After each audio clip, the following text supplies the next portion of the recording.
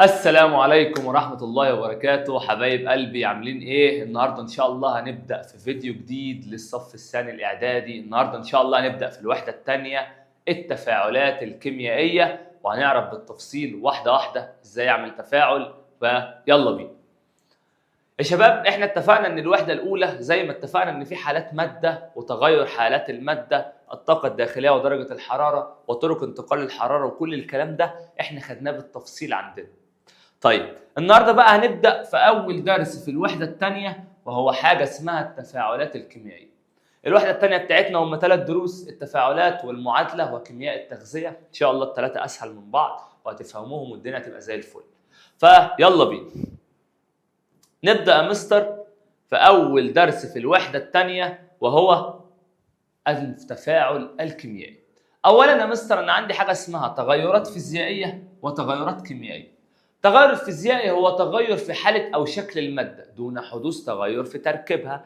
يعني المية كانت مثلا تلج بقت مية، ده اسمه تغير فيزيائي، لأن المية وهي تلج هي مية بس متجمدة في حالة صلبة. لما التلج ساح المية، التلج ده بقى مية، اللي هو مية بقت مية، فما حصلش أي تغير في التركيب الكيميائي. إيه اللي حصل؟ قال لي شكل المادة أو حالتها بس هو اللي اتغير. يبقى انصهار التلج ده تغير فيزيائي. طب ايه التغيرات الكيميائيه؟ قال لي هو تغير ينتج عنه مواد جديده تختلف في خواصها الكيميائيه عن خواص المواد الاصليه. يعني حرقت الخشب. الخشب كان ماده لما اتحرقت بقت ماده تانية خالص، يبقى ده تغير كيميائي. حرقت العيش. تمام؟ طيب ايه هي بقى التفاعلات الكيميائيه؟ قال التفاعلات الكيميائيه هي التغيرات الكيميائيه بتحصل بسبب تفاعل كيميائي بين المواد الاصليه، وبتؤدي الى تكوين مواد جديده احنا بنسميها المواد الناتجه. يبقى المواد اللي داخله في التفاعل اسمها مواد متفاعله، واللي خارجه من التفاعل اسمها مواد ناتجه. طيب تختلف في خواصها عن خواص المواد الاصليه. ايه هو التفاعل الكيميائي؟ طب تعالى يا مستر نبدا كده. التفاعل الكيميائي عندنا بتجربه. هنجيب صودا الخبيز او صودا الخبز اللي هي بيكربونات الصوديوم او البيكنج باودر، وهنجيب بالونه وقطعه زجاجيه وخل اللي هو حمض الاسيتيك المخفف ومعلقه. اهو يا مستر هنبتدي نحط الخل ونحط صودا الخبز دي فين؟ في البالونه، ونبتدي نمسك البالونه دي كده نوقفها. اول ما صودا الخبيز تقع او صودا الخبز تقع على الخل، يبتدي يخرج غاز اسمه غاز ثاني اكسيد الكربون، يبتدي يملى البالونه بالشكل اللي احنا شايفينه ده. يبقى اهو هيحدث فوران ويتصاعد فقاعات غازيه تؤدي الى تمدد البالونه. ده اسمه يا مستر تفاعل كيميائي. ليه؟ لان دخل مادتين، خرج ثاني اكسيد الكربون اللي هو عمل ملى البالونه دي، يعني خرج ماده جديده خالص. دخل مادتين وخرج مادتين جداد خالص. المواد المتفاعله اللي داخله وهي صودا الخبز والخل. طب واللي خارجه هو غاز ثاني اكسيد الكربون. تمام كده؟ يبقى ده اسمه تفاعل كيميائي. التفاعل الكيميائي بيحصل ازاي؟ قال لي والله يا مستر بيبقى في مواد متفاعله ومواد ناتجه، واحنا متفقين ان المواد المتفاعله والمواد الناتجه بيبقى بينهم روابط. في التفاعل بيعمل ايه؟ قال لي بيبدا بالمواد المتفاعله يمسكها يكسر الروابط اللي ما بينهم، يكسرها خالص، وبعد كده يكون روابط جديده في المواد الناتجه. اهو يبقى اول خطوه هي كسر الروابط بين جزيئات المواد المتفاعله، اكسرها خالص، وبعد كده اكون روابط جديده بين جزيئات المواد الناتجه. طيب يبقى ده يا مستر تفاعل الكيميائي. يبقى تتحد، اولا بنكسر الروابط بين المواد اللي داخله اللي هي المتفاعله، وبعد كده نكون روابط جديده بين المواد اللي خارجه.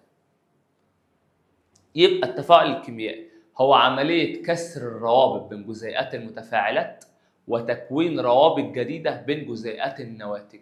يبقى هي عمليه كسر الروابط الموجوده بين ذرات جزيئات المواد المتفاعله وتكوين روابط جديده بين ذرات جزيئات المواد الايه؟ الناتجه. خواص المواد قبل وبعد التفاعل بتختلف طبعا، لان ده تفاعل كيميائي مش فيزيائي. يبقى الخواص بتختلف كما يتضح في الانشطه التاليه. مثلا حرق السكر، هنحط كميه من السكر على المائده، في معلقه. ما الخواص الظاهريه للسكر؟ قال لي اولا هيبتدي السكر يسخن الاول، وبعد كده نبتدي نزود التسخين لغايه ما السكر يبقى كراميل، يتكرمل يعني، وبعد كده نسخن لغايه ما السكر يتحرق يبقى اسود خالص.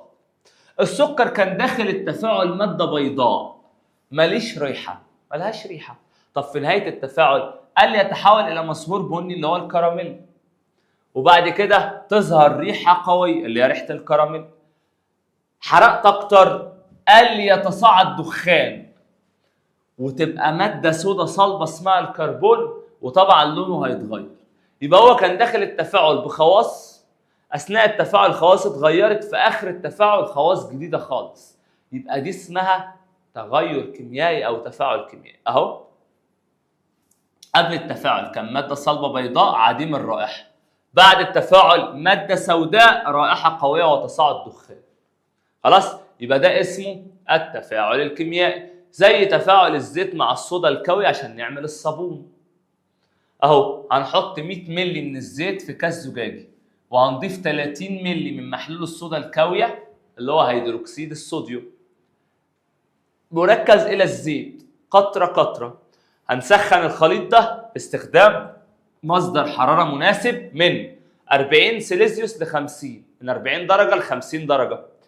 مع التقليب في اتجاه واحد القوام هيتغير بمرور الوقت وتتحول الى ماده جديده صلبه وهي الصابون. في البدايه كان زيت ومحلول هيدروكسيد صوديوم سائل، بعد التفاعل بقى صابون ماده صلبه. ازاي اعرف ان حصل تفاعل؟ قال لي اولا يا مستر النواتج من التفاعل هنلاقي فيه راصد، هنلاقي فيه تغير لون للماده، هنلاقي فيه انبعاث رائحه، تصاعد غاز، انبعاث ضوء وحراره، تغير القوام.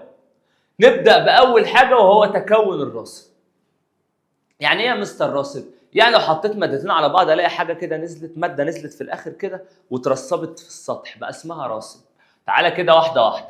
لما نضيف محلول نترات الفضة إلى محلول كلوريد الصوديوم، نترات الفضة رمز أهو، كلوريد الصوديوم رمز أهو، يتكون راصد أبيض من كلوريد الفضة.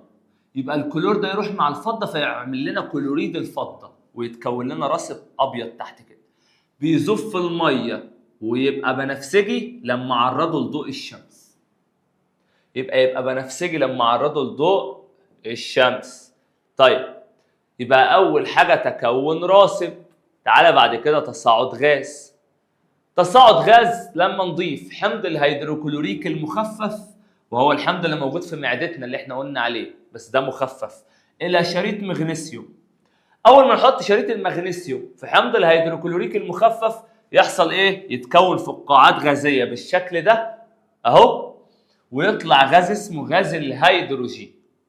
طيب رقم 3 تغير لون الماده. هنجيب لوح خرسين ونحطه في محلول كبريتات النحاس. اول ما نحط لوح الخرسين في كبريتات النحاس الزرقاء، كبريتات النحاس الزرقاء لونها هيختفي، والنحاس ذات نفسه هيترسب. محلول كبريتات النحاس هيزول اللون، وبعد كده الكبريتات ذات نفسها هتبتدي تلتصق بفين؟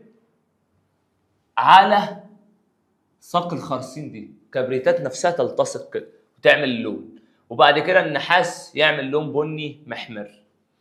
انبعاث ضوء وحراره، ان احنا نجيب شريط مغنيسيوم ونبتدي نولعه في الهواء الجوي. يحصل ايه؟ قال لي اولا توهج الشريط بضوء، هيطلع نور مبهر كده ويطلع حراره، هيتحول ويطلع حراره، ويتحول الشريط الى مسحوق ابيض من اكسيد المغنيسيوم قابل للذوبان في الماء. خلاص كده؟ طيب ممكن يا مستر يحصل تفاعلات كيميائيه في الحياه زي ايه؟ قال لي تحدث العديد من التفاعلات الكيميائيه في حياتنا اليوميه، وفيما يلي بعضا منها زي آلي البيض. آلي البيض ده دليل على حدوث تفاعل. ليه؟ بيتغير لونه وقوامه كل من البياض والصفاء، لونهم بيتغير وقوامهم بيتغير. تفاعل اكسجين الهواء الجوي مع ثمره التفاح، لما اقطع تفاح واسيبه هلاقي التفاح بيسود كده، ده حدوث تفاعل كيميائي لان لون التفاح اتغير للون البني. صدأ الحديد عند تعرضه لاكسجين الهواء الجوي، تغير لون الحديد. اشتعال الألعاب النارية، الدليل على حدوث التفاعل انبعاث ضوء وحرارة. إضافة قطرات من ألوان الطعام لكوب مية لا يعد تفاعل. لما أحط لون طعام له مية ما يحصلش تفاعل. ليه؟ لأن لون المية اتغير. قال لي لأن المية بيتلون بنفس لون المادة المضافة فقط وما بيتكونش مادة إيه؟ جديدة. الله يبارك لك.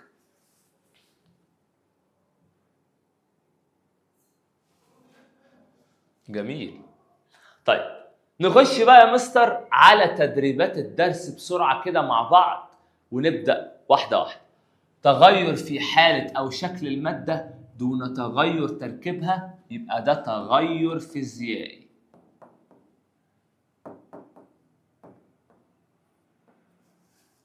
تغير ينتج عنه مواد جديدة يبقى كيميائي. حلو. غاز ينتج من تفاعل بيكربونات الصوديوم مع حمض الأسيتيك المخفف وهو غاز ثاني أكسيد الكربون اللي هو نفخ البالونة اللي احنا قلنا عليه. كسر الروابط بين المتفاعلات وتكوين روابط جديدة بين النواتج وده يا مستر اسمه التفاعل الكيميائي.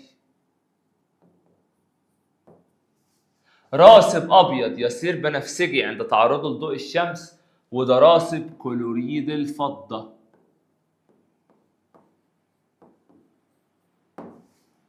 مادة صلبة تنتج من تفاعل الزيت مع الصودا الكاوية وهي الصابون.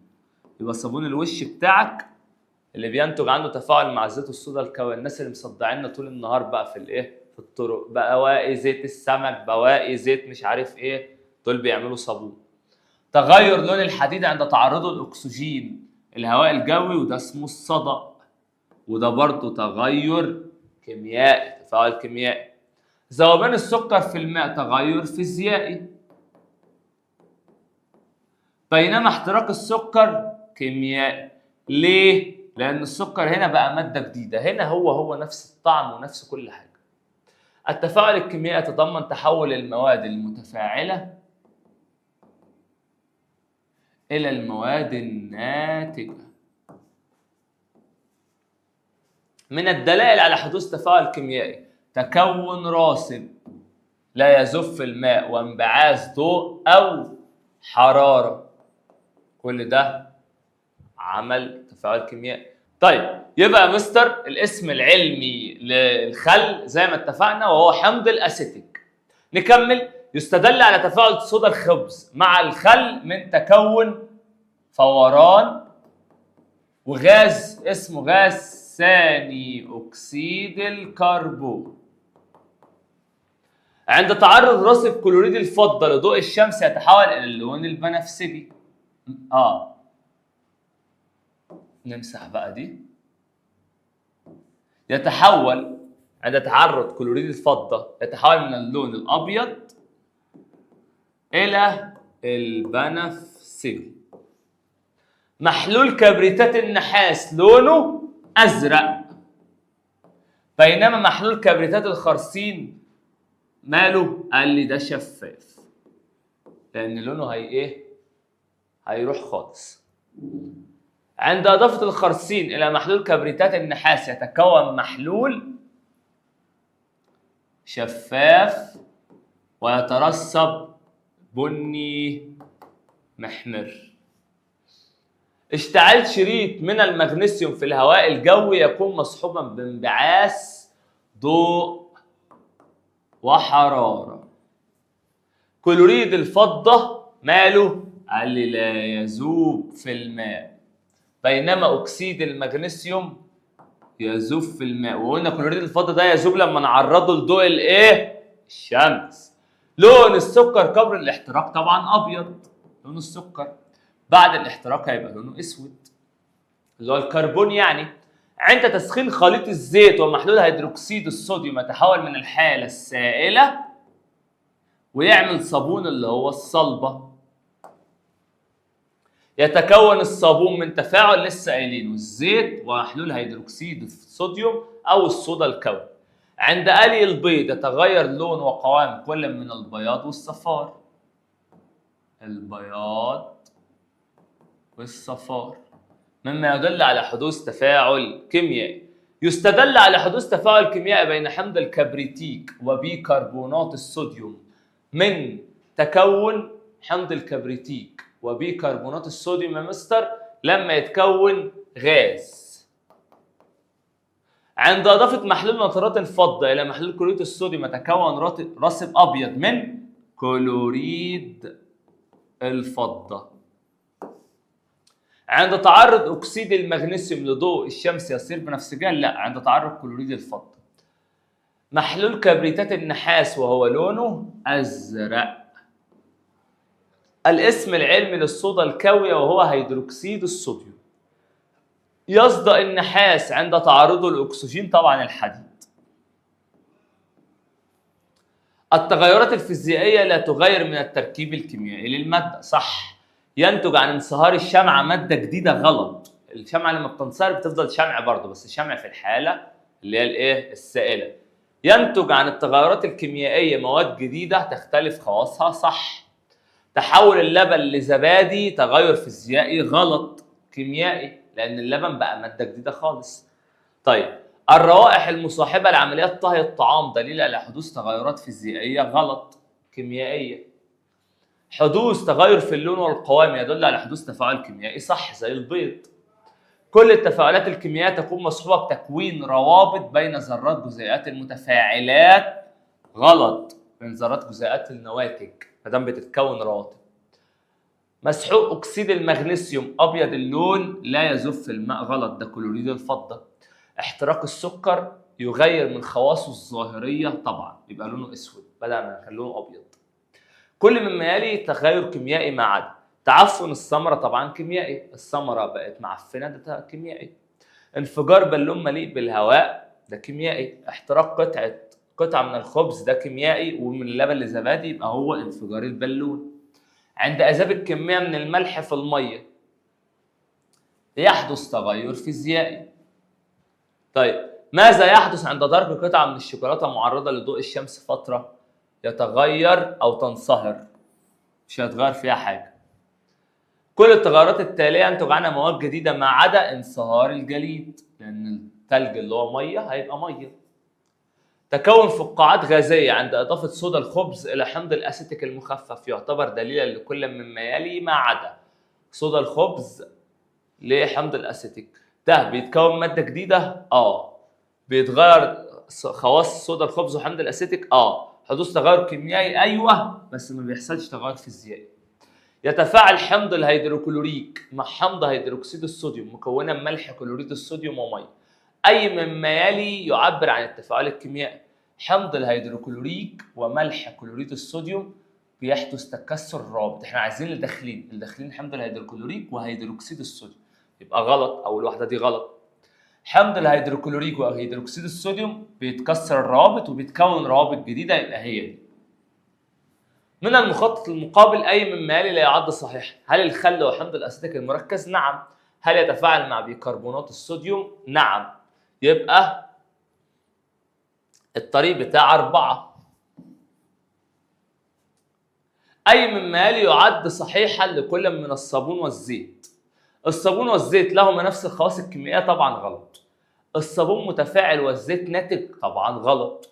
لهما نفس الخواص الفيزيائية؟ غلط. الصابون ناتج والزيت متفاعل. الزيت بيتفاعل مع الصودا الكاوي عشان ينتج ايه؟ الصابون. من الشكل المقابل هل يمكن الاستدلال على حدوث تفاعل كيميائي؟ هنا تكون راسب، فلز اتحط بتكون راسب. نعم، لتكون مادة جديدة على شريط الفلز، اهو بتكون راسب جديد. كل مما يلي دلائل مؤكدة على حدوث تفاعل كيميائي ما عدا تغير لون المادة. حجمها ولا ايه؟ سوري، تغير حجم المادة. يستدل على تفاعل الخرسين مع محلول كبريتات النحاس الأزرق. أولا بيزول لون المحلول بس ما بيتكونش راسب أخضر. زوال اللون الأزرق وتكون راسب بني محمر. يستدل على حدوث تفاعل كيميائي عند إضافة حمض الهيدروكلوريك إلى شريط من المغنيسيوم من تكون فقاعات غازية من غاز الهيدروجين. ثاني أكسيد الكربون بيطلع إمتى؟ الخل. طيب راسب ابيض ده في كلوريد الفضه. اجريت التفاعلات التاليه: حرق شريط مغنيسيوم، اضافه محلول نترات الفضه الى محلول كلوريد الصوديوم، اضافه حمض الكبريتيك الى شريط من المغنيسيوم. اي هذه التفاعلات يكون مصحوبا بتكوين ماده بيضاء. بيضاء دي هتكون ماده بيضاء، وحرق شريط المغنيسيوم ده هيكون ماده بيضاء. يبقى 1 و2. أي مما يلي يعبر عن المتفاعلات والنواتج من هذه المواد. في الاختيارات أهو: لديك المواد التالية: Cu Zn ZnSO4 CuSO4. يبقى CuSO4 مع Zn هيطلع لنا ZnSO4 و Cu. يبقى المتفاعلات اللي داخله CuSO4 و Zn اللي هو ده.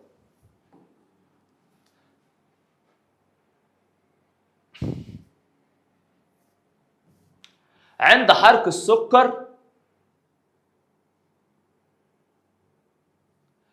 حرق السكر يحدث كل من مال: يتحول تدريجيا الى مصهور بني اللون، بالظبط كده. يتكون راسب، مش هيتكون راسب. تظهر رائحة كراميل ويتصاعد دخان، هو مش هيتكون راسب. ينتج الصابون من تفاعل الصابون الزيت ومحلول هيدروكسيد الصوديوم، لأن هيدروكسيد الصوديوم مش صلب، لا. يستدل على حدوث تفاعل كيميائي عند صناعة الصابون من تغير القوام. أي مما يلي يعبر عن تغير الحادث لكل من قطعة تفاح وقطعة حديد تركتا في الهواء. قطعة التفاح هتحصل لها تغير كيميائي، والحديد تغير كيميائي، عشان ده هيتحول اللون البني وده هيصدأ.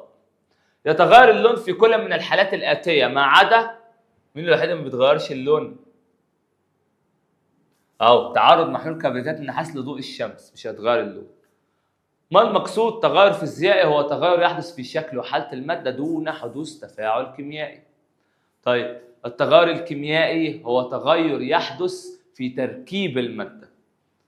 التفاعل الكيميائي هو كسر الروابط الموجودة بين جزيئات المواد المتفاعلة وتكوين روابط جديدة بين جزيئات المواد الناتجة. طيب علل انصهار الثلج تغير فيزيائي، ليه؟ بسبب عدم تكون مادة جديدة. احتراق الخشب تغير كيميائي بسبب تكون مادة جديدة. تهشم زجاجة مملوءة لحافتها ومغلقة جيدا لا يعد تفاعل كيميائي بسبب عدم تكون مادة جديدة، اتكسرت بس. التفاعلات الكيميائية تكون مصحوبة بتكوين مواد جديدة بسبب كسر الروابط بين جزيئات المتفاعلات وتكوين روابط جديدة بين جزيئات النواتج. حدوث فوران عند إضافة بيكربونات الصوديوم إلى حمض الأسيتيك بسبب خروج غاز CO2 اللي هو ثاني أكسيد الكربون.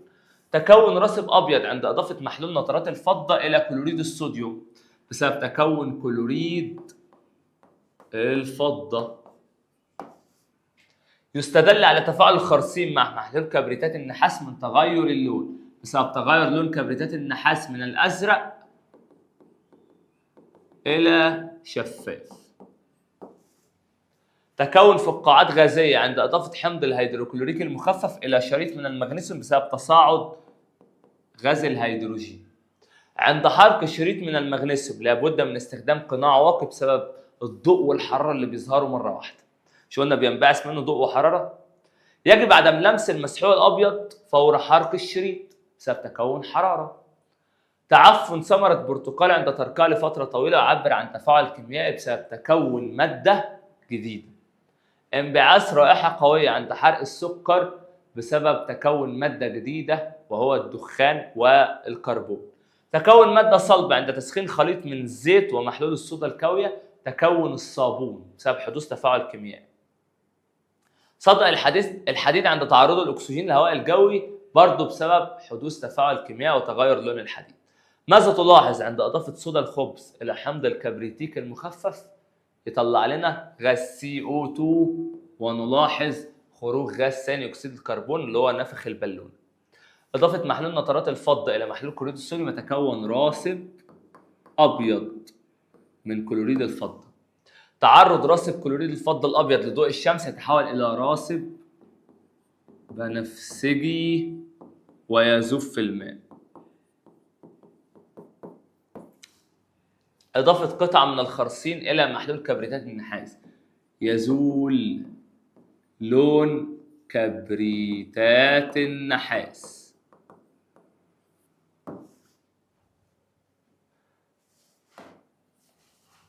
إضافة حمض الهيدروكلوريك إلى شريط من المغنيسيوم يحصل له إيه يا مستر؟ قال لي يتصاعد فقاعات ويتصاعد غاز هيدروجين. اشتعال شريط من المغنيسيوم في الهواء الجوي يتصاعد ضوء وحرارة. ترك ثمرة فاكهة تعفن أو تتعفن يتكون مادة جديدة. احتراق السكر يتحول لونه إلى اللون الأسود. تسخين خليط سائل من الزيت والصودا الكاوية تكون الصابون. تعرض مسمار من الحديد للهواء الجوي قال لي يحدث صدأ. ترك شرائح من التفاح تتحول إلى اللون البني. طيب كيف يستدل على حدوث تفاعل كيميائي عند إضافة صودا الخبز إلى الخل؟ لما أحط صودا الخبز للخل إيه اللي يحصل؟ قال لي يحصل خروج غاز ثاني أكسيد الكربون. إضافة محلول قال لي يتكون راسب أبيض، لسه كاتبينهم كلهم. وضع لون قال لي يزول اللون الأزرق ويترسب لون بني محمر. إضافة حمض الهيدروكلوريك إلى شريط قال لي يتصاعد غاز H2O ولا اللي هو الهيدروجين. تسخين شريط من المغنيسيوم يتصاعد ضوء وحرارة. تغير لون. تفاعل الزيت مع الصودا الكاوي قال لي يتكون الصابون. قلي البيض تغير لون البياض والصفار وقوامه. تغير لون وقوام. تعرض الحديد لأكسجين الهواء الجوي يحدث صدأ. يتغير لون الحديد. تقطيع ثمر التفاح إلى شرائح وتركها في الهواء الجوي تتحول إلى اللون البني. يحدث تغير اللون. اشتعال الألعاب النارية يحدث ضوء وحرارة. امرار غاز ثاني أكسيد الكربون على ماء الجير قال لي يحدث تعقر لماء الجير ده ويحدث فقاعات فيها. قربنا شريط عباد الشمس من غاز ثاني أكسيد الكربون مبلل بالماء يتغير لون. اذكر فرقا واحدا بين كل مما يلي في حدود ما درست. فرق بين الفيزياء والكيمياء. الفيزياء لا يتكون مواد جديدة والكيمياء يتكون مواد جديدة. كلوريد الفضة أكسيد المغنيسيوم لا يذوب. كبريتات النحاس وكبريتات الخرسين. النحاس أزرق والكبريتات الخرسين شفاف. ذوبان السكر في الماء واحتراق السكر ده فيزيائي وده كيميائي. ادرس الأشكال التالية ثم أجب أي منها تغير كيميائي. رقم 2 مع بيان السبب بسبب تكون مادة جديدة. أي الحالتين لا يحدث تغير في التركيب وهي الحالة رقم 1. من الشكل المقابل ماذا تلاحظ عند رفع البالون لثقب صودا الخبز؟ انتفاخ البالونة وحدوث فوران. ما الاسم العلمي لكلا المادتين خدناهم؟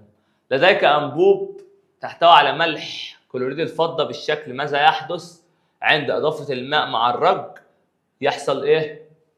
يتكون راسب أبيض. تعرض الأنبوب لضوء الشمس يتحول الراسب الأبيض إلى لون بنفسجي. ماذا تلاحظ مع التفسير؟ هنا يتصاعد ضوء وحرارة. ليه بمسك حراري؟ بمسك المغنيسيوم بمسك حراري بسبب حدوث ضوء وحرارة. حدد إجراء أمن وسلامة يجب مراعاته بعد انتهاء التفاعل. أولاً لبس قناع واقي. مسك المغنيسيوم بماسك نحاسي، ما امسكوش بإيدي. الشكل المقابل يوضح تغير لون الماء بعد مرور يومين على وضع مسحوق كبريتات النحاس فيه. هل التغير الحادث في اللون يؤكد حدوث تفاعل كيميائي؟ غلط. يوضح إناء موضوع في مسامير من الحديد. ما المادتين التي يتفاعل معهما الحديد؟ ما اسم المادة الناتجة؟ كيف تستدل على حدوث تفاعل كيميائي؟ المادة اللي يتفاعل معها الحديد وهي الهواء وهيكون لنا صدأ الحديد. وبكده يا حبايب قلبي نكون الحمد لله خلصنا الدرس والواجب بتاعه. إن شاء الله هينزل لكم وخليكم معانا والسلام عليكم.